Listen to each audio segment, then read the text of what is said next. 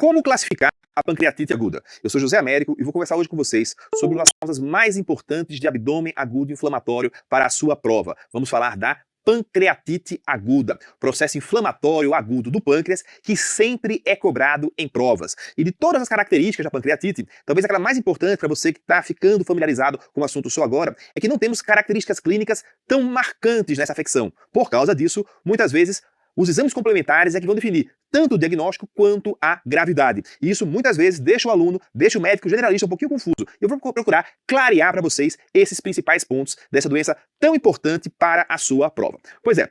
Então, pancreatite aguda, qual é o conceito dessa doença? Basicamente, é um processo inflamatório agudo no pâncreas. E qual é a grande questão da pancreatite? É que ela pode levar a envolvimento de outros tecidos, tanto do ponto de vista regional quanto sistêmico. Ou seja, a pancreatite pode ter influência em outros órgãos e sistemas. Mas por que será que o pâncreas fica inflamado? Várias etiologias são possíveis, mas a mais importante, a mais frequente, a mais comum é a colelitíase, a litíase biliar. Pois é, o cálculo biliar vai ser responsável por 40 a 70% dos casos de pancreatite. Mas como é que um cálculo biliar vai inflamar o pâncreas? Ele sai da vesícula, vai para a via biliar principal, então tem que ter um período de coledocolitise, e aí na passagem pela papila, quando ele vai para o intestino, ele causa uma hipertensão transitória nas vias pancreáticas, e isso vai levar a um processo inflamatório do pâncreas, que depois disso pode se autossustentar. Atenção, não é necessário que fique um cálculo impactado aqui, obstruindo a via pancreática. Basta na sua passagem ele causar uma hipertensão, e aí já vai se autossustentar o processo de inflamação pancreática. Ou seja, nem sempre vamos ter coledocolitise. A gente pode achar até em 20% dos casos, mas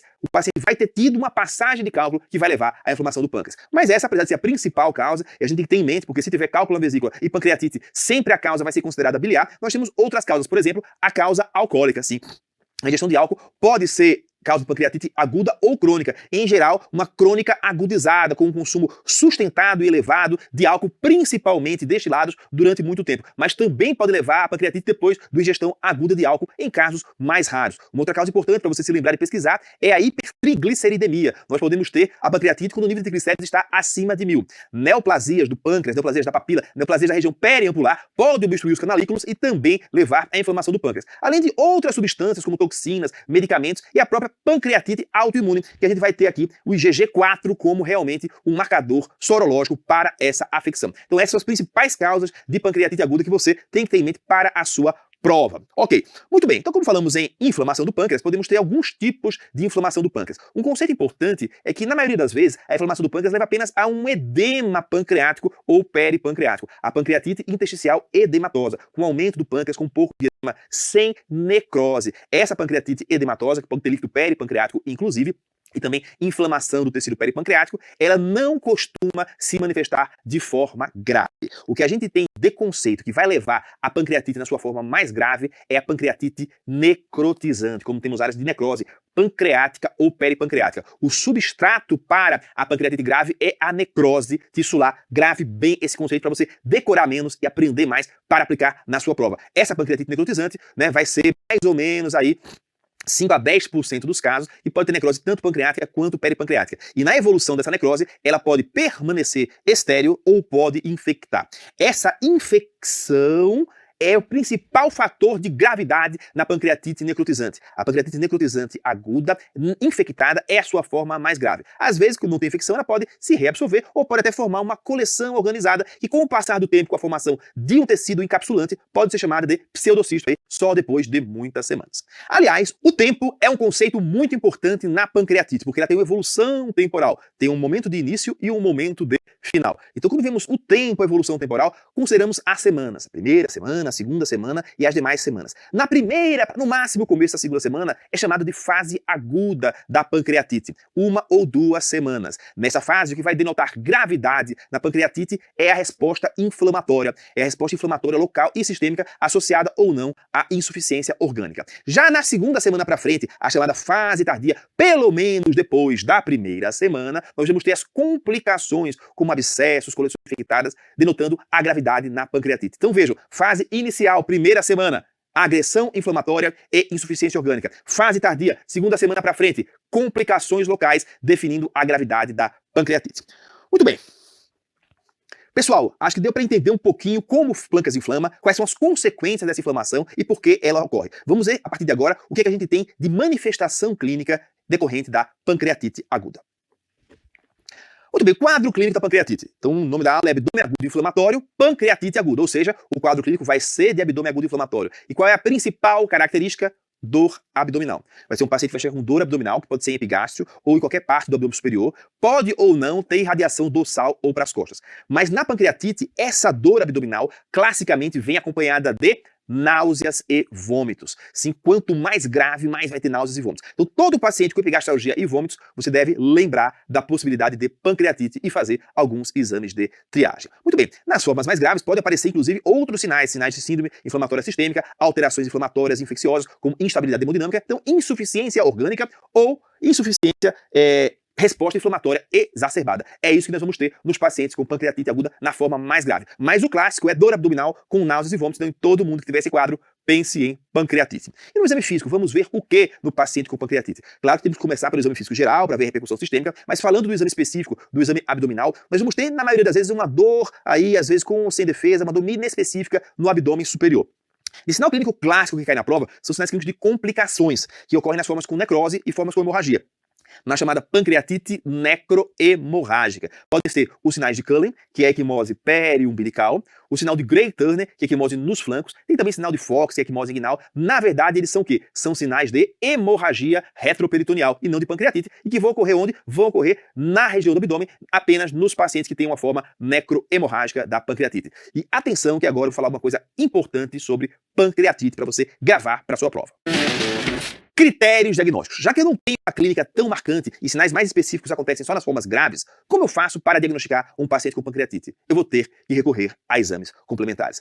Eu vou ter que ter critérios diagnósticos. São 3 critérios, eu tendo 2 ou mais critérios, eu fecho o diagnóstico da pancreatite aguda. São critérios estabelecidos pela revisão dos critérios de Atlanta. Então, basicamente, é um paciente que tenha dor abdominal consistente com pancreatite, pode ser aquela dor em faixa, ou pode ser uma epigastralgia acompanhada de náuseas e vômitos, e que tenha elevação das enzimas pancreáticas, amilase ou lipase, 3 vezes acima do limite superior da normalidade. Esse é o critério clássico para o diagnóstico de pancreatite. Mas pode ser que eu tenha um paciente, vamos dizer, que não seja contactuante, que esteja entubado, ou que tenha uma demência avançada, ou posso ter um paciente que não consiga saber se tem ou não dor abdominal. Por outro lado, eu tenho um paciente que eu acho que ele pode ter pancreatite, mas que não complementou o critério dos laboratórios. Então, nesses casos, eu recorro a exame de imagem. O clássico é uma tomografia para o diagnóstico de pancreatite. Então, se eu tiver uma tomografia mostrando pancreatite e uma amilase elevada, ou lipase, ou uma tomografia e uma dor abdominal, também são suficientes para fechar o diagnóstico de pancreatite. Então, bastam 2, 3 critérios para fechar o diagnóstico. Então, estamos vendo que precisamos de exames de imagem ou de exames sorológicos de enzimas pancreáticas para fechar o diagnóstico de pancreatite. E nessa aula de pancreatite,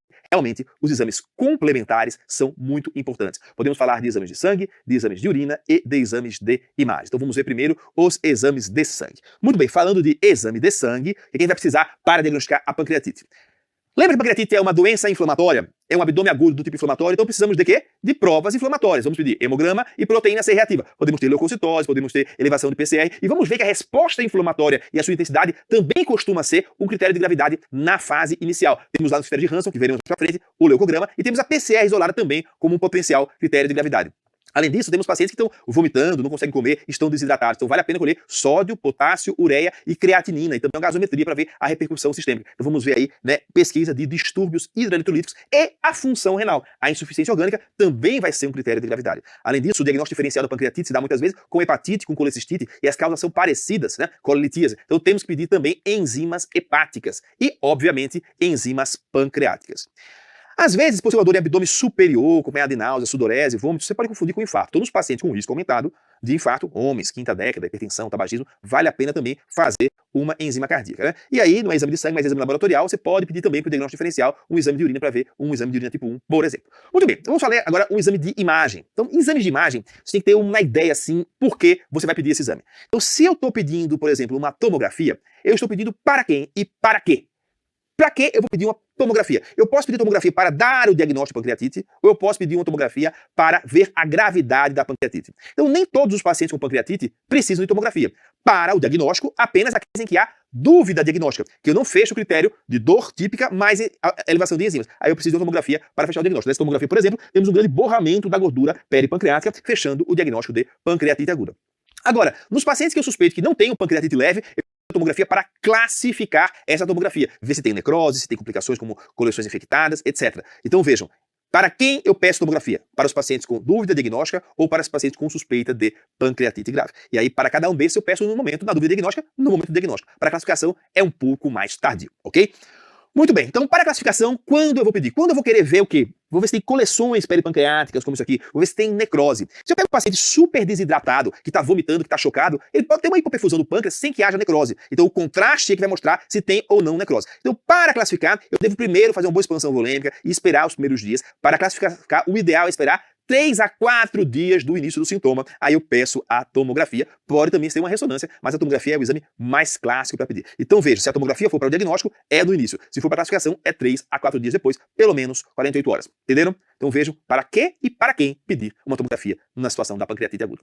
Falando de exame de imagem ainda, um outro exame de imagem muito importante, que você vai pedir esse para quase todos os pacientes, talvez seja o exame mais pedido da pancreatite, é a ultrassonografia. E qual é a grande vantagem da ultrassonografia? É isso aqui, pessoal, a pesquisa de colecistolitise. Eu tenho que ver se o paciente tem ou não cálculo biliar. Porque se tiver cálculo biliar, a pancreatite é biliar. Então qual é o objetivo principal da solicitação do ultrassom na pancreatite? É saber qual é a etiologia da pancreatite aguda. Então eu peço para todos os pacientes sem etiologia conhecida, ok? Esses vão ser submetidos à ultrassonografia. O ultrassom pode ver o pâncreas? Difícil. Pode ver coleções? Pode fazer uma triagem inicial para coleções, mas realmente ela faz uma má avaliação do pâncreas. Então, pessoal, para vocês fixarem assim quais são os exames de imagem para a pancreatite, vamos ver o que é que a gente tem aí para falar para vocês. Então veja, exames de imagem, resumo, na admissão, ultrassonografia para o diagnóstico etiológico e também para o diagnóstico diferencial, uma colecistite aguda, um abscesso hepático, etc e tal. Na dúvida diagnóstica, se é pancreatite ou não, tomografia computadorizada. E nos casos graves, tomografia ou ressonância, 96 a 72 horas. Muito bem, então esses exames, tomografia e ultrassom, são os exames principais. Mas às vezes você pode precisar de uma colangio-ressonância ou de uma ecoendoscopia. Qual é o objetivo desses exames? O objetivo desses exames é você investigar a causa da pancreatite quando você não conseguiu saber pela história, pela anamnese e pelo ultrassom. Então, por exemplo, procurar uma microlitise numa ecoendoscopia ou procurar alguma pequena lesão periampular numa ressonância, algum tumor. Ou ver complicações como coledocolitise, ou dentro suspeitar. Então, nesses casos, é que você vai recorrer a uma colangio-ressonância ou uma ecoendoscopia. Não são exames iniciais, ok? Muito bem, então, colangio-ressonância ou ultrassonoscópico apenas na suspeita de cálculos ocultos, né, ou nos pacientes com etiologia desconhecida. E atenção que o que ele vai falar agora de exames é o que mais cai na prova. Classificação de gravidade, exatamente, a classificação de gravidade cai muito na prova e ela é baseada em exames complementares, algumas características clínicas, mas basicamente em exames complementares. De todas as classificações, a que mais cai na prova é a que a gente praticamente nem usa mais hoje, que são os critérios de Hansen, são super antigos, né? Foram propostos inicialmente para a pancreatite alcoólica, depois foram revisados para biliar, então são exames que vão refletir a avaliação da gravidade. Lembram que eu falei lá no começo, por isso que eu gosto de colocar fisiopatologia no começo, que a gravidade vai ser dada pela resposta inflamatória, pela insuficiência orgânica ou pelas complicações locais? Pois é. Tudo isso vai estar refletido em qualquer avaliação de gravidade. Vamos ver os critérios de Hansen, né? Então, no diagnóstico, então, ele divide em diagnóstico depois de 48 horas. Então, ele coloca como critérios diagnósticos, né, de gravidade, idade maior que 55 anos, claro, leucócito maior que 16 mil, resposta inflamatória, glicose maior que 200, pode ser resposta inflamatória, pode ser uma insuficiência endócrina do pâncreas, DHL maior que 350 e TGO maior que 250, enzimas intracelulares que se elevam quando tem necrose. Falando da evolução 48 horas, queda do hematócrito pode referir uma hemorragia, um sangramento, ou pode significar que o paciente teve uma grande hemodiluição, precisou de muito volume para manter a pressão arterial. Um aumento da ureia mais que 10, né, que fala do nitrogênio, né, mais que 5, um aumento da ureia mais que 10 depois de 48 horas, ou seja, o paciente está recebendo soro, está no hospital internado e a ureia está subindo em vez de cair. Insuficiência renal.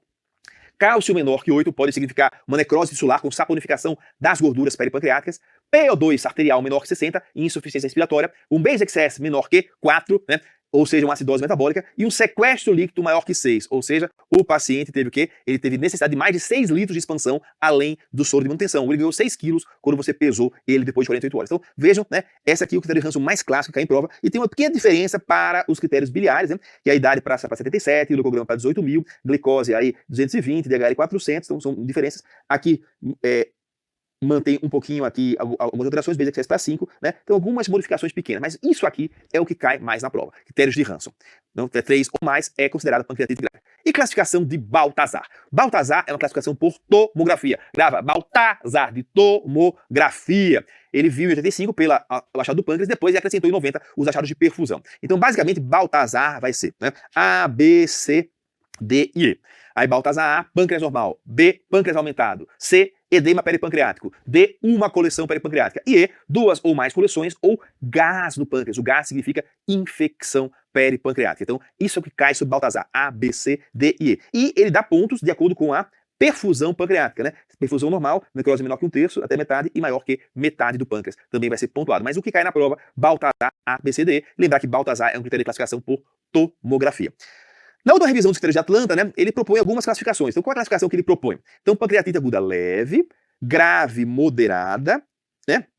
E aí, ele propõe pancreatite aguda então, leve, é quando não tem falência orgânica e não tem complicações locais. Grave e moderada são complicações locais ou insuficiência orgânica transitória. E a grave, que é quando o paciente tem insuficiência orgânica persistente, aquele paciente que está com mais de 48 horas de insuficiência orgânica. Então, isso aqui é o que é preconizado pela revisão dos critérios de Atlanta. Aí tem várias outras classificações, mas isso aqui é o que é mais importante.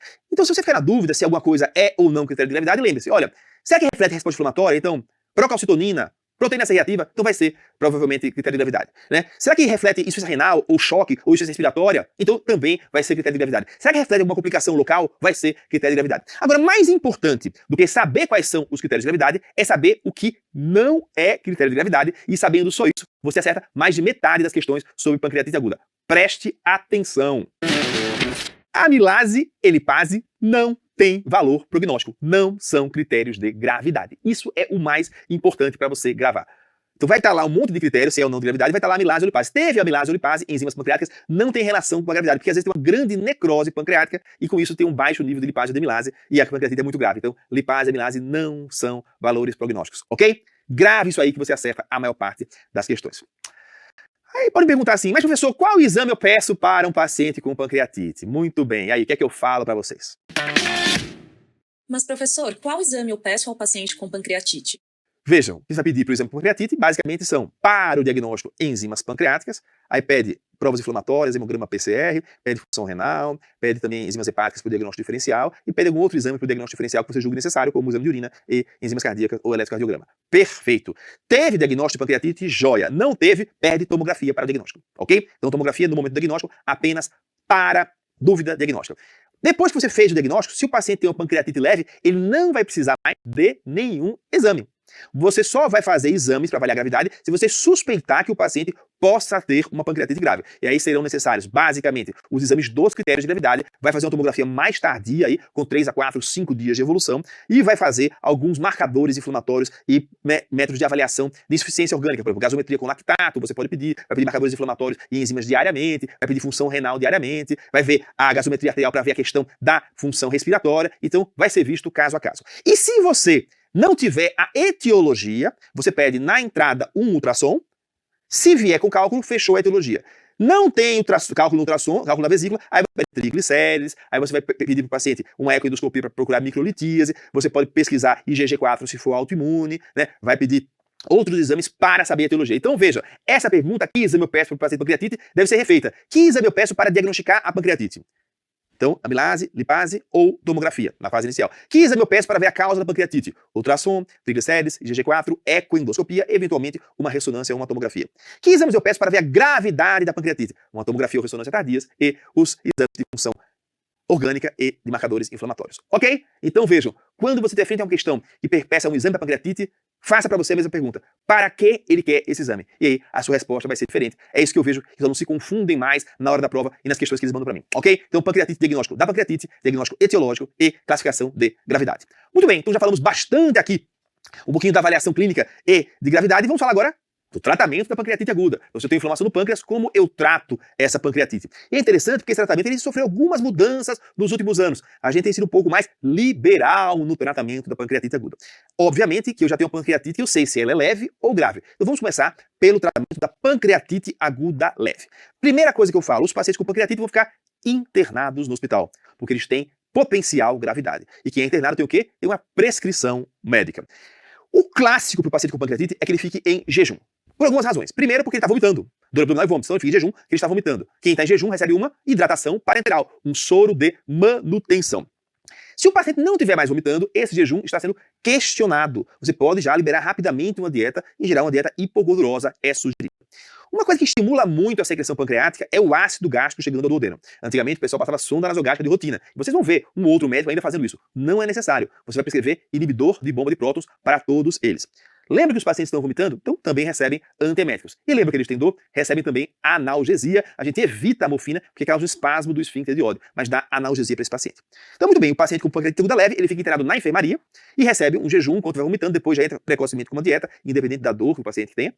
Uma dieta leve e vamos fazer essa prescrição básica. E no paciente com pancreatite grave, aquele que está na unidade de terapia intensiva, esse paciente, ele precisa ser internado e aí, obviamente, ficar em jejum. Se ele tiver vômitos incoercíveis, muita distensão, a gente passa uma sonda nasogástrica, mas a sonda nasogástrica é apenas com indicação clínica pela drenagem gástrica e não para tratar a pancreatite. Esse paciente precisa de uma reposição volêmica agressiva e aqui está um dos questionamentos atuais, porque ele faz uma expansão muito agressiva na pancreatite, de 100 ml por hora. Hoje em dia a gente está sendo uma expansão um pouco menos agressiva para esse paciente, parece que tem um prognóstico melhor, mas você vai manter a expansão volêmica até atingir os níveis pressóricos iniciais. Obviamente, esse paciente na UTI precisa de um controle hidroeletrolítico e metabólico, também precisa de analgésicos e antieméticos, e você vai ter que pensar num suporte nutricional para esse paciente. Esse paciente que tem pancreatite grave tem potencial de ficar em jejum muitos dias, muito tempo. O paciente que fica em jejum, ele pode ficar em jejum até 5 dias no máximo. Né? Se você já vê que ele vai ficar mais de 5 dias em jejum, você já pode entrar precocemente como um suporte nutricional para ele. Ele também recebe os bloqueadores de bomba de prótons. E aí entra uma grande questão, se ele deve ou não receber uma profilaxia para trombose venosa profunda. Deve receber, preferencialmente, por medidas não farmacológicas, como as meias de compressão intermitente, já que se você usa anticoagulantes, nós temos que as complicações hemorrágicas são mais frequentes que as trombóticas na pancreatite, ok? Uma outra dúvida, damos ou não antibiótico? A gente não usa de rotina antibiótico e eu vou mostrar a vocês o porquê. A gente só usa nos pacientes com pancreatite infectada, não se usa profilaticamente antibiótico. Mas falando um pouquinho do suporte nutricional, como eu devo alimentar o paciente com pancreatite? Muito bem, então eu já falei que o paciente com pancreatite aguda leve, ele vai receber uma dieta precoce assim que ele puder comer. Assim que ele estiver sem vômitos, já entra com a dieta hipogordurosa leve, sem problemas, não precisa parar a dor como se esperava antes e muito menos a normalização dos níveis de amilase, ok? Esse é o preconizado pelos guidelines atuais. E no paciente com pancreatite necrosante, necrotizante, né? Como é que a gente vai dar a dieta? Muito se fala em dieta parenteral, mas não é o indicado. A nutrição enteral é a recomendada, porque a nutrição enteral, ela tem uma grande vantagem, ela mantém o trofismo intestinal, as velocidades, previne translocação bacteriana e complicações infecciosas que são importantes nesses pacientes, né?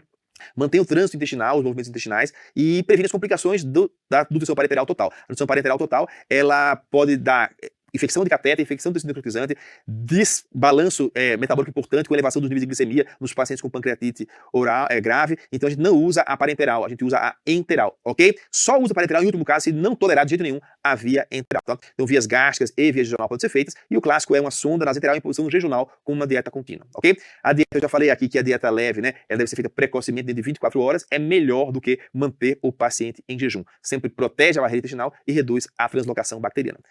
Com os antibióticos, muita gente fala, pancreatite grave tem que dar antibiótico. Devemos usar antibióticos? Não devemos usar antibióticos, exatamente. Esses antibióticos não são usados rotineiramente. Não há indicação em nenhum paciente com pancreatite grave sem infecção. Então não tem indicação de antibiótico profilático, só se usam antibióticos nos pacientes que são diagnosticados com pancreatite infectada. E cirurgia? A gente faz cirurgia para o paciente com pancreatite? Olha, a gente pode fazer uma cirurgia para diagnóstico, quase não é feita hoje, faz diagnóstico por tomografia. Pode fazer uma cirurgia para tratamento da causa, essa é a mais realizada, colecistectomia para a cololitíase. E pode fazer uma cirurgia para tratar complicações como infecção pancreática. Então a cirurgia na pancreatite aguda, ela tem várias indicações possíveis. Né? Então para o tratamento da pancreatite aguda em si, então apenas na necrose infectada, e aí a gente prefere drenar por via minimamente invasiva, usar como primeira linha a drenagem percutânea, tudo, e depois só, se necessário, fazer cirurgia. Quanto mais a gente retarda o momento cirúrgico, melhor. E a punção sem cirurgia aberta, ela consegue resolver aí mais ou menos metade dos casos, prevenindo infecção. Mas o que é importante para você, para a prova que sempre cai de cirurgia, é isso aqui.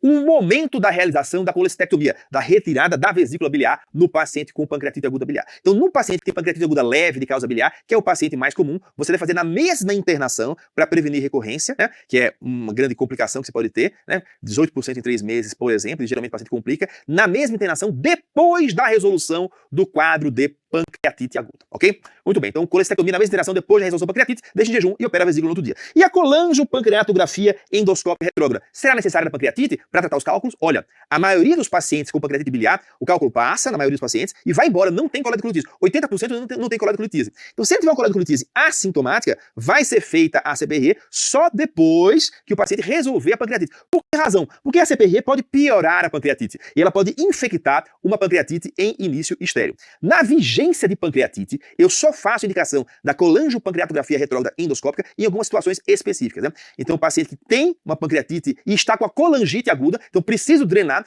o cálculo ficou impactado, infectou a via biliar, se já está infectado, então tem que drenar, ou naqueles pacientes que têm obstrução biliar sem infecção, ou seja, ele tem uma icterícia com bilirrubina ascendente, maior que 3 subindo, então, opa, tem dilatação do via biliar, tem um cálculo impactado, está obstruído. Então, tem colangite, obstrução, eu faço CPRE na vigência de pancreatite. Não tendo, eu vou fazer só depois. Eu não faço de rotina a CPRE, ok? Então, basicamente, pessoal, esses serão recados importantes aí sobre o tratamento. Vamos ver agora o que tem caído na prova. Questão de 2020. A pancreatite aguda grave pode evoluir com sinais de hemorragia retroperitoneal, sendo observados no exame físico abdominal pelos sinais de, olha que interessante, sinais clássicos de hemorragia retroperitoneal, que também são encontrados nos pacientes com pancreatite aguda. Gray Turner e Cullen. Correto. Gray Turner, equimose nos flancos. Cullen, equimose periumbilical. Tá correto. Cullen, tá correto. Chivostec não, isso é de hipercalcemia, né? Gessuni é do megacolon. Gray Turner tá certo. E Fox é de hemorragia retroperitoneal nas regiões inguinais. Chivostec não é, né? Aí você bota aqui, é totalmente diferente. Tem a ver com o nível de cálcio. Então, resposta correta, questão fácil para você que tá se preparando para o Revalida aqui com a gente, da Medicel. Letra A. Gray Turner e Cullen. Como classificar a pancreatite aguda? Então, vocês viram, né? Classicamente, pelos critérios de Hanson, por tomografia por Baltazar e atualmente em leve, moderadamente grave ou grave, segundo os critérios de Atlanta, modificado. Vamos utilizar insuficiência orgânica, se transitória, moderadamente grave, se persistente, ela é grave, e complicações locais para moderadamente grave. Não teve nada disso, fica como pancreatite leve. Eu sou José Américo e esses eram os recados que eu queria dar para vocês do que é mais importante sobre pancreatite aguda para você na prova do Revalida. Grande abraço e até a próxima!